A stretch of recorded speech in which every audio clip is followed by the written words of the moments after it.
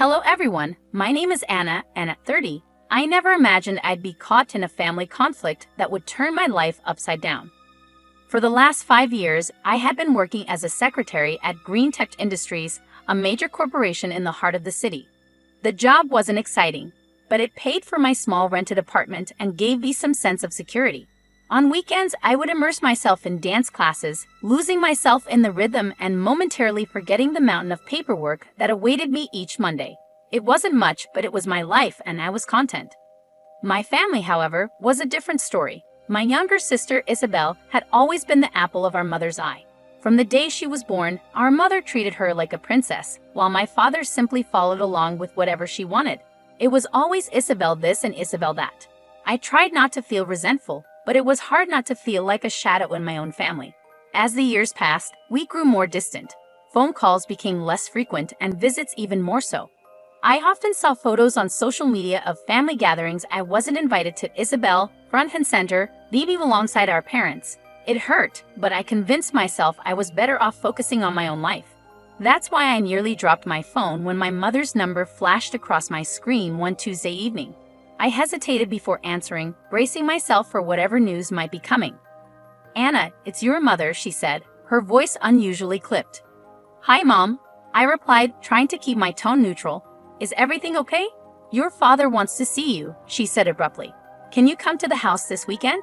"Saturday at 2 p.m., don't be late." And with that, she hung up.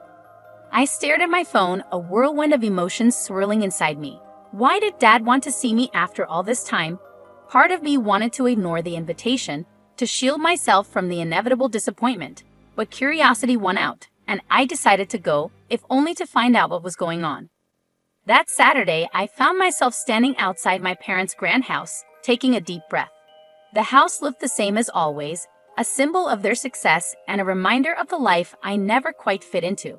I rang the doorbell, half expecting no one to answer. To my surprise, the door swung open and there stood my mother, her face a mask of polite indifference. "You're here," she said, stepping aside to let me in. "Everyone's in the living room." Inside, the atmosphere was tense. My father, looking pale and frail, was seated on the couch. Isabel and her husband Lucas were there too, both wearing expressions of concern. I perched on the edge of an armchair, feeling like a stranger in my own family's home. Dad cleared his throat, his voice trembling as he spoke. "I have something to tell you all," he began, his gaze sweeping across the room. I'm terminally ill. The doctors say I don't have much time left." The words hit me like a physical blow. Tears welled up in my eyes as I reached for my father's hand. Despite the strained relationship we had, I loved him, and the thought of losing him was unbearable. "Dad," I choked out, my voice trembling. He gave me a sad smile, squeezing my hand weakly. Isabel let out a dramatic sob, burying her face in Lucas's shoulder. My mother, however, remained stoic, her lips pressed into a thin line. I couldn't help but wonder how long they had known and kept this from me. "There's more," Dad continued, his voice growing stronger. "I've made some decisions about my will." The room fell silent, the tension palpable. Isabel stopped sobbing, her eyes wide with anticipation. "Claire," Dad said, turning to my mother, "you'll get the penthouse in the city." My mother nodded, as if this were expected. "Isabel," he continued, "the house will be yours." Isabel's eyes lit up, a small smile breaking through her tears.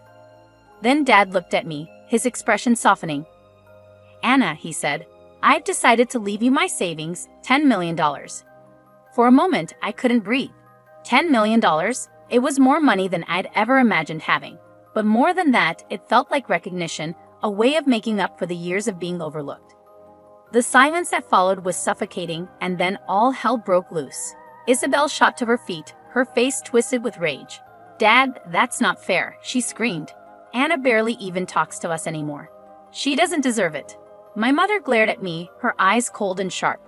"John, you need to change your will. Anna doesn't deserve this. She's not part of this family." I sat there stunned as they berated me. But then, to my surprise, my father slammed his fist on the coffee table, his face flushed with anger. "Enough," he roared. "This is my decision and I won't change it. Claire, I've let you influence me for far too long. I've neglected Anna because of you, and that ends now." The room fell silent once more.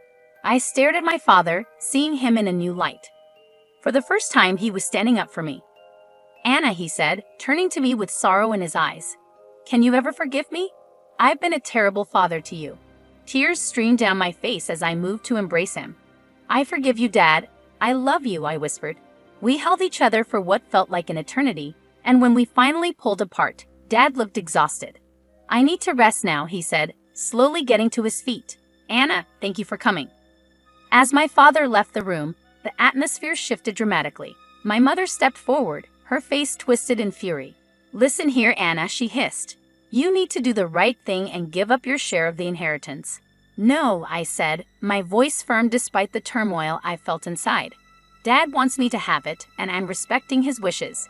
Isabel stormed up to me, jabbing her finger into my chest. You'll regret this, Anna. Mark my words. Over the next few weeks, I received a barrage of calls and messages from both my mother and Isabel, each more hostile than the last, demanding I give up the inheritance.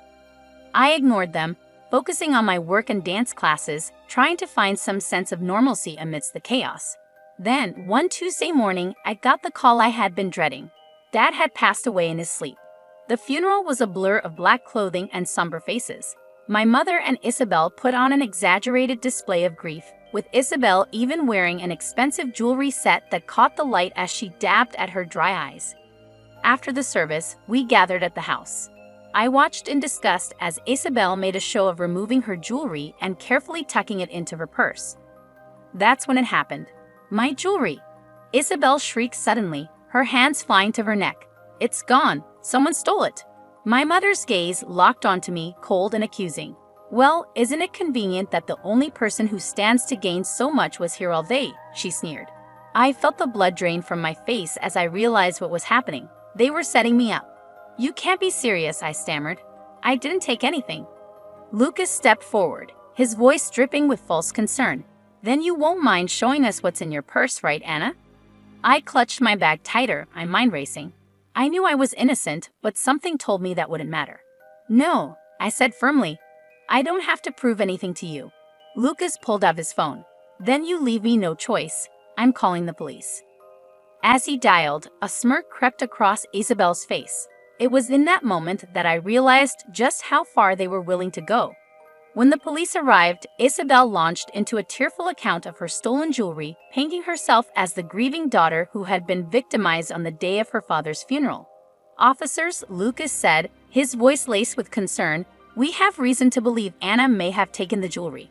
She's refusing to show us the contents of her purse. The older officer turned to me. Ma'am, would you mind opening your purse for us? With shaking hands, I opened my purse, and to my horror, the officer pulled out Isabel's necklace and bracelet. This is impossible, I stammered. I didn't take these. I'm being set up. But my protests fell on deaf ears. My mother and Isabel began hurling insults at me, calling me a thief, a liar.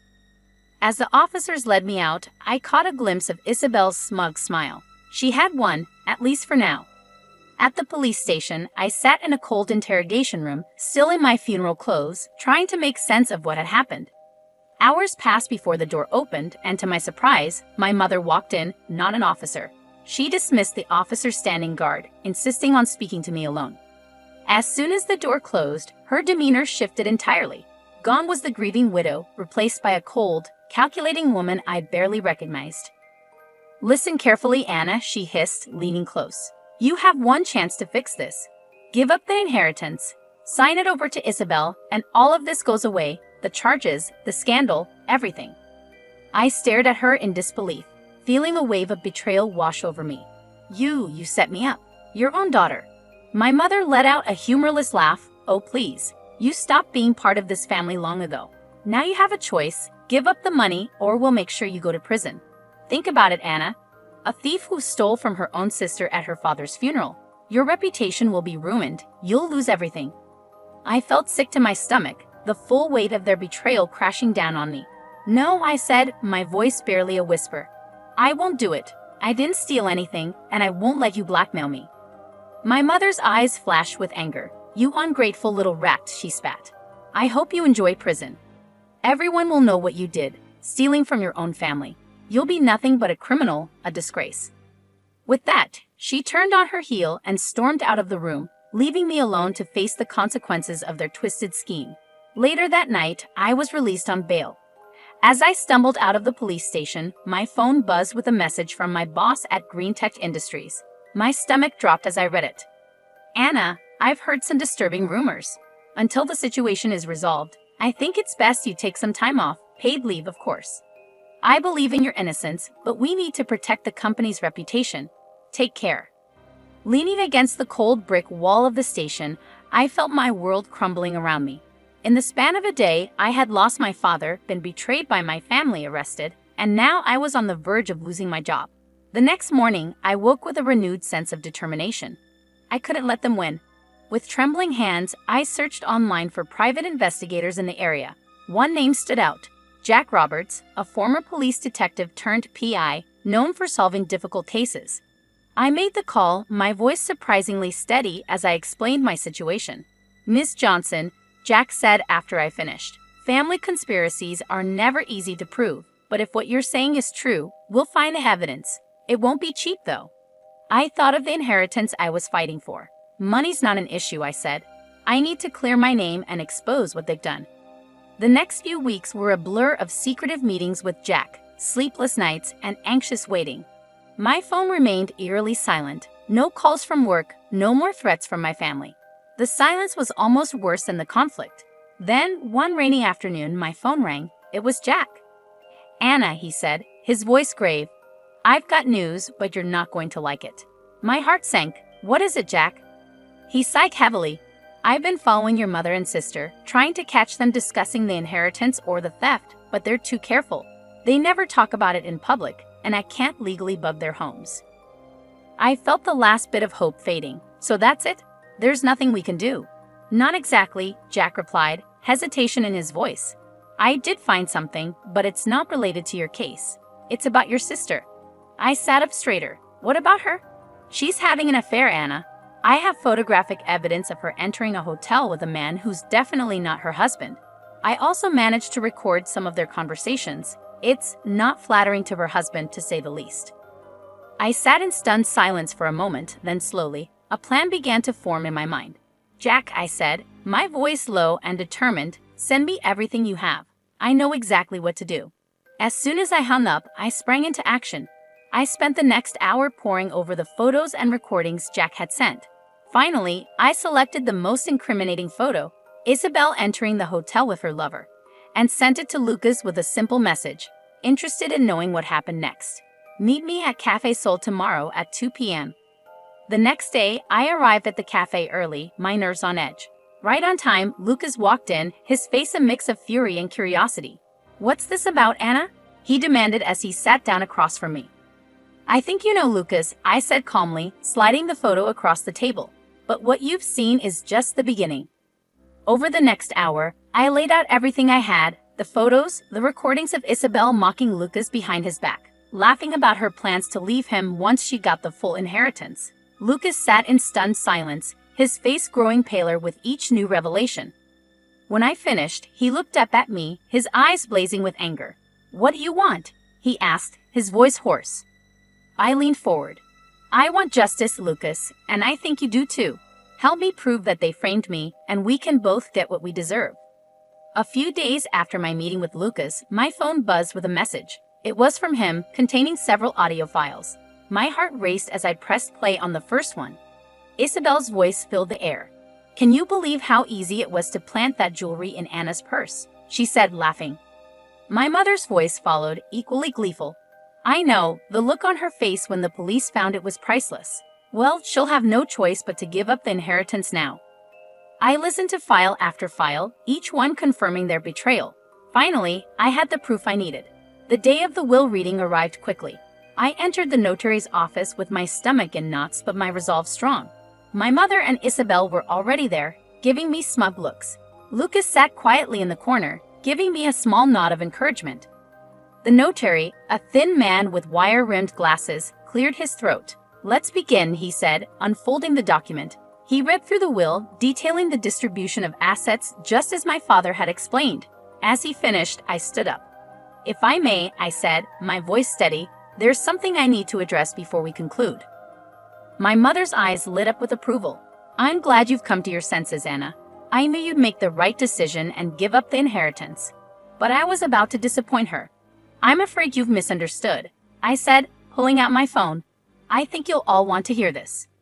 I pressed play, and the room filled with the sounds of their plotting. My sister's laughter, my mother's cold, calculated words. As the recording played, I watched the color drain from their faces. Isabel let out a strangled gasp, while my mother sat frozen, her lips pressed into a thin line. When the recording ended, chaos erupted. Isabel lunged at me, screaming obscenities, while my mother hurled insults, her composure crumbling. It was Lucas who finally broke the madness. Silence! The notary's voice boomed, startling us all. This is a legal proceeding, not a circus. Everyone will calm down this instant, or I'll have you all removed. The room fell into a tense silence. Then Lucas stood, his face hard with anger. Since we're airing dirty laundry, he said, pulling out a photograph and slamming it onto the table in front of Isabel. I know everything, Isabel. Your affair, your lies, all of it. I'm filing for divorce. And thanks to our prenuptial agreement, you won't see a penny. You'll be paying me for your infidelity. Isabel's face drained of color as she stared at the photo. My mother's gaze flicked between the two of them, horror slowly dawning on her face as she realized their carefully crafted world was collapsing. Suddenly, the door to the notary's office swung open, and 2 police officers walked in, their expressions grim. Claire and Isabel Johnson, one of them asked, though it was clear he already knew who they were. You're under arrest for false accusations of theft and attempted blackmail. As the police officers read them their rights and handcuffed them, I watched with a mix of satisfaction and sadness. This was justice, but it was also the final nail in the coffin of our family relationships. I walked out of the office behind the police, watching as they loaded my mother and sister into separate patrol cars. As the sirens faded into the distance, I felt a weight lift off my shoulders. It was over. Taking out my phone, I dialed a familiar number. My boss at Green Tech Industries answered almost immediately. Anna, is everything all right? He asked, concern evident in his voice. Better than all right, I replied, a smile in my voice. I can explain everything now. The accusations against me were false, and I have proof. I gave him a brief rundown of what had happened, and when I finished, he let out a low whistle. Anna, I'm so sorry you had to go through all that, he said, genuine sympathy in his voice. But I'm glad the truth came out. Listen, your job is still here whenever you're ready to come back. In fact, I'd be delighted to see you at work as soon as you feel up to it. The weeks following the confrontation at the notary's office were a whirlwind of legal proceedings and life-changing decisions. With the truth exposed, the charges against me were quickly dropped. The relief I felt was indescribable. A weight I'd been carrying for months finally lifted. But for my mother and Isabel, the nightmare was just beginning. They faced charges of false accusation and attempted blackmail. Their trial was swift, and the evidence against them was damning. In the end, they were found guilty on all counts.